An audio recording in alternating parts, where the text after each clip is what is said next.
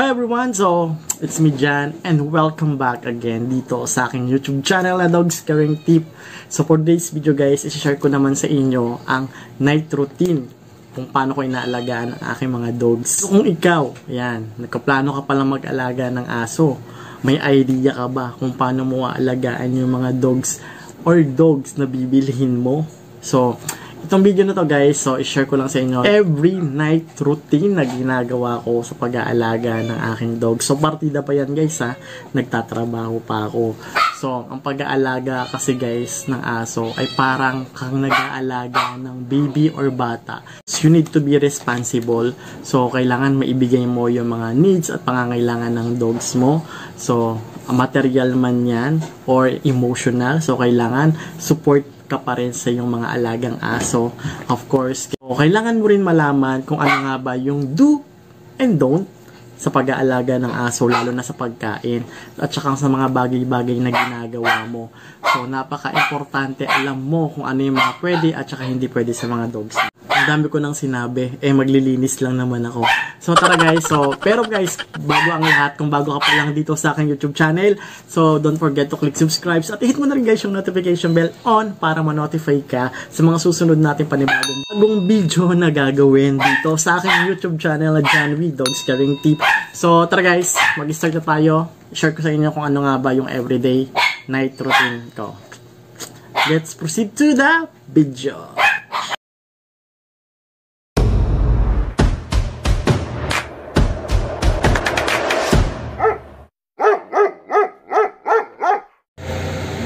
So, ano kang ginagawa mga ka-dog friends? So, nililinis ko muna yung kulungan nila, yung sahig. So, winawalis ko, so, and minamap ko. Dapat kasi walang mabubuong mga pupo, tsaka walang maiiwan na stain na mga ihi para iwas bakterya.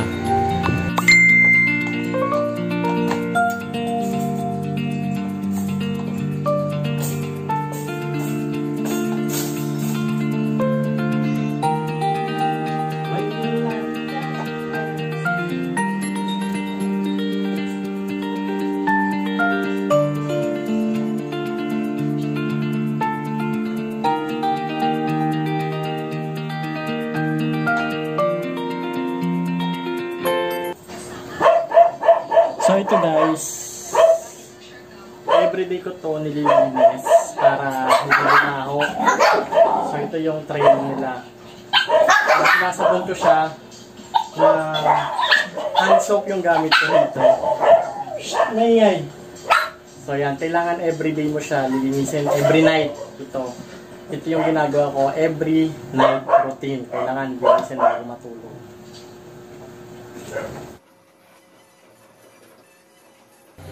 So, ang gagawin ko, tatanggalin ko yung mga excess na yung mga kanin na tapon, yung mga dog food na natapon sa likod ng kulungan. So, kailangan makuha ko lahat yun kasi napapanis yun, tapos baka biglang kainin nila.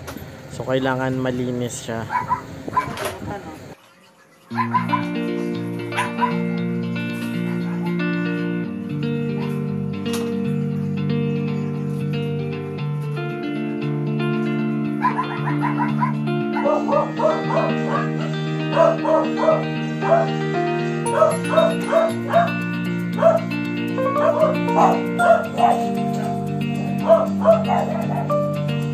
So, kailangan guys, every night, lilinisin ko yung kulungan para hindi bumaho, para hindi mangamoy. So, yung mga sulok-sulok doon, kailangan din natin i-map. Pero, ang ginagamit ko lang na sabon is yung mild lang. Hindi ako gumagamit ng Sunrox kapag every night. So, gumagamit lang ako ng Sunrox kapag magdi-disinfect ako. Pero kapag yung mga ganitong everyday, yung every night routine, so ginagamit ko lang yung mga mild soap. Hindi ako gumagamit ng matatapang na sabon para hindi sila, kasi masyadong sensitive yung ilong ng mga aso. So para hindi sila ma-allergy or may mangyari. So mild soap lang yung ginagamit ko. Nabibili ko siya sa Hisense, sa mga Japan Home. Meron sila mga hand soap doon. Available 88 pesos lang. So malaki na siya. So yung mga pinalilinis ko rin sa ganyan, sa mga tray puro hand soap lang. So, mga mild lang siya. So guys, ito yung ginagamit ko na hand soap pang mop sa sahig. Kasi antibacterial din siya ito. Ayan. With vitamin E, antibacteria hand soap. So, nabili ko lang ito guys sa Saizen, sa may market.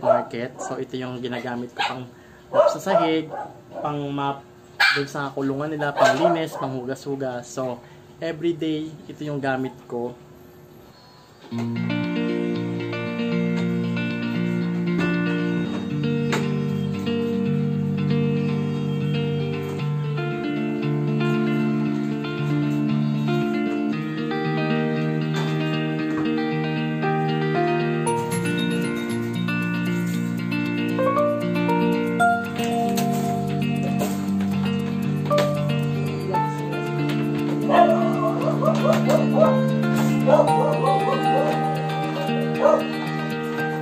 Ayan, tapos kinukulo ko muna sila habang naglilinis ako. Tapos dito ko naman nilagay yung mga vitamins nila, yung dog food nila. Tapos, ayan. Ito yung pinainom ko sa kanila ngayon, neck guard, para sa kanilang garapata. So, kakapainom ko lang kahapon. So, kasi si Rabia, nagkakagarapata. Psst! Whitey! So, si Rabia nagkakagarapata. So, ito yung pinainom ko. So, tag-isa sila. Next guard. Nung nagpag-room kami kahapon. Ito yung mga binili ko. Hindi ko pa naayos. Tapos yung vitamins sila nandito.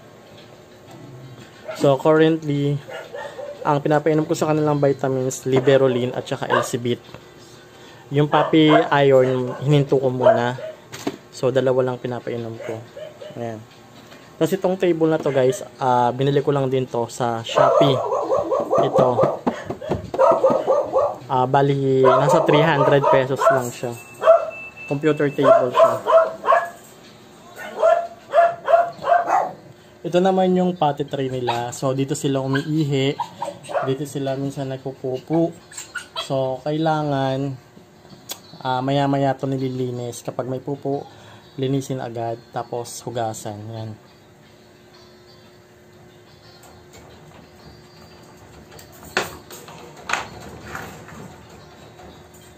Bagong bili to sa Japan, ayan. So, binili ko siya ng 88 pesos. Kaso may amoy. Bago kasi. So, yun na kaya yung ano doon? Tignan ko kung yun.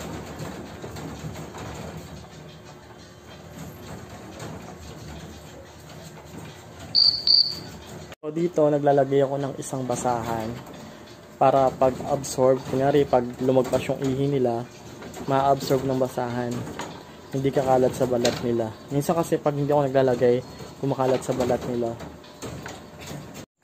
So ito yung mga nilaban kong basahan, ayan. Basa pa. Hanap tayo ng tuyo. Ito tuyo niya. Ayun. Basa pa. Ito. Ginagawa kasi nilang yung basahan ko. Ito buti tuyo na to. So dito ko na siya sampay ng basahan. Whitey. So ito si Whitey yung bantayan kami sa gate. At dahil sa amoy rubber yung bagong bili kong basahan. So ito muna ipapagamit ko yung bagong labang basahan kasi may hilo sila kapag ganoon yung amoy. So baka magkasakit. So napaka-importante, i-check nyo rin yung mga basahan na binibili nyo. Huwag nyo agad ilalagay. Kailangan labahan nyo muna, lalo na kapag mga amoy gas, amoy rubber. So yun. Ito yung una.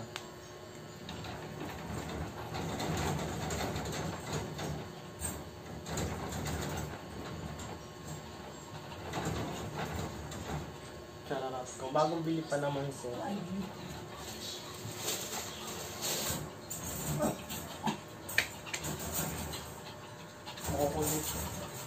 Ang pakain ko sa kanila ngayon guys is itong pedigree. Tapos rice with gulay, sayote. Tapos ito para magkaiba naman yung ano niya, yung kanilang lasa. So, pinapakain ko sila ng 2 times a day or 3 times a day. So, kailangan alas 7 pa lang ng umaga, meron akong mailagay dyan, pati tubig. Tapos, pag pahinga ko ng alas 3, pakain na naman ako. Tapos, alas 10 ng gabi. Ayan, so, ganun yung routine na binibigay ko. Pagkain nila sa gabi, guys, ay hindi ko masyadong ino-overfeed. So, kailangan pag gabi, sila papakainin, sakto lang dapat pag masyadong madami. So, dapat per serving yung ginagawa nyo or dinidivide nyo. Pag sa umaga, meron kasing nakalagay sa sako ng dog food kung ilang serve ang pwede mong ibigay sa aso. So, hahatiin mo yon sa 3. Sa umaga, sa tanghali, at saka sa gabi. So, minsan hindi nasusunod yun kasi matakaw sila. So, ang ginagawa ko, hindi ko sila ino-overfeed, pero hindi rin ganun kadami yung nilalagay kong pagkain sa kanila. So, yung mga ganito lang, sapat na. Ayan. Ayan. Minsan kasi pinapakain ko sila ng dog food, na dry food. Plain lang yon, walang ulam. Tapos kapag kanin naman, minsan pedigree. Ayan. Depende rin kung ano yung available ng ulam namin. Pero hindi ako nagpapakain ng mga adobo. Yun. Hindi ako nagpapakain ng mga kaldereta. Pinapakain ko lang kanin at saka yung pedigree. Ayan. Sana.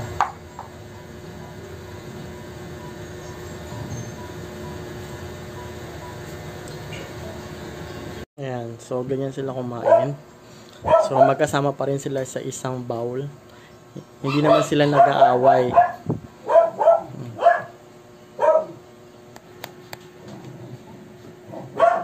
Tapos, yung tubig nito, ayan, kailangan hindi yan nauubusan ng laman. So, kailangan puno parati yan kasi matakaw sila uminom ng tubig.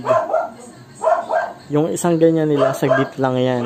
So, kailangan bukas, kailangan i-refill ko ulit yan. Tapos mamaya ngayon magre-refill ako. Tapos kinabukasan, kailangan ko rin i-refill hanggang alas 3 yun.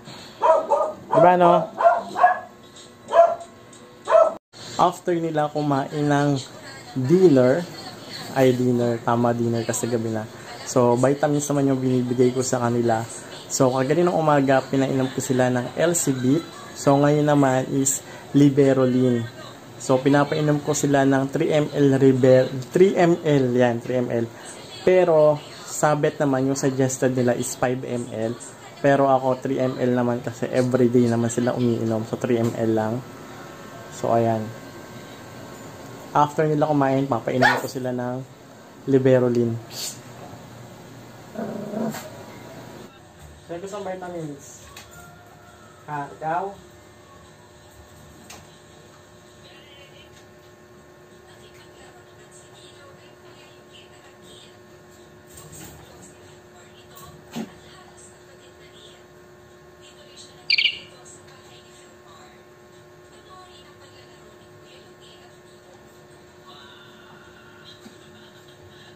Tapos ka na review.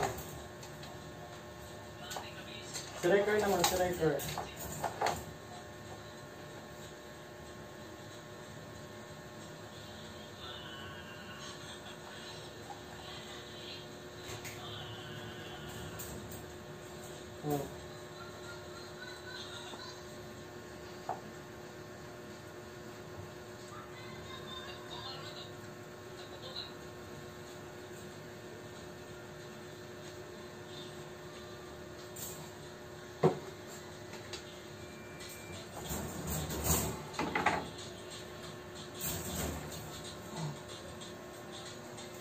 Nakalimutan lang natin yung size yun eh.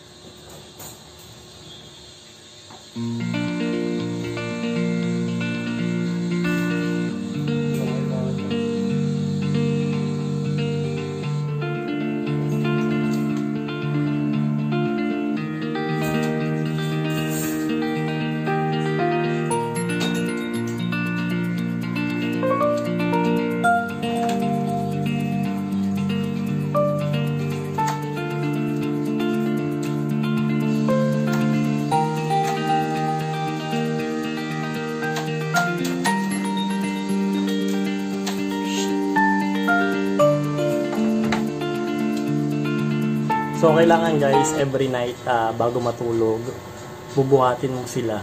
Ayan.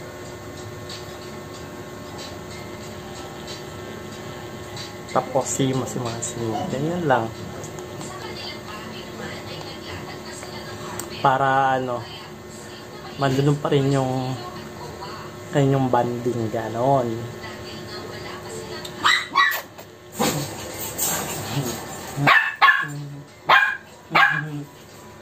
Nabuhat na kita eh.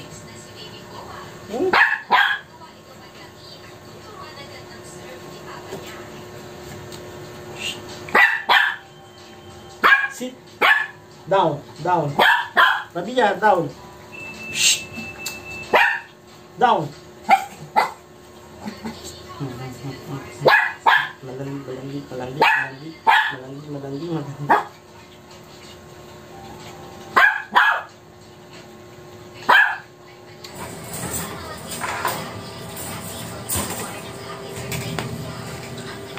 Tapos, so yun lang guys. So yun yung night routine na ginagawa ko everyday. Yan, bago matulog. So kailangan malinis ko, mapakain ko, mapainom sila ng vitamins. Tapos, yan, kinabukasan, same routine din. Kapag may dumi, pag may pupo, kailangan linisin para hindi sila anuhan ng bacteria. So kailangan everyday linis, every night linis. So yun lang guys, that's it for today's video guys. So I hope you like my video. At kung meron kayong question or suggestions, mag-iwan lamang kayo ng comment sa baba at mababasa natin yan. Tapos i-share sa akin kung ano nga ba yung every night na ginagawa nyo para mapanatiling maginis yung kulungan at saka mailayo sa sakit ang iyong mga alagang aso. At kung meron kayong suggestion, iwan nyo lang din yan sa baba. Mababasa natin yan. So, yun lang guys. I hope you like my video and yun. Kung bago pa lang kayo guys dito sa aking YouTube channel, so don't forget to subscribe at i-hit nyo na rin guys yung notification bell on para ma-notify kayo sa mga susunod natin panibagong video na gagawin dito sa aking YouTube channel. So, thank you for watching. Bye!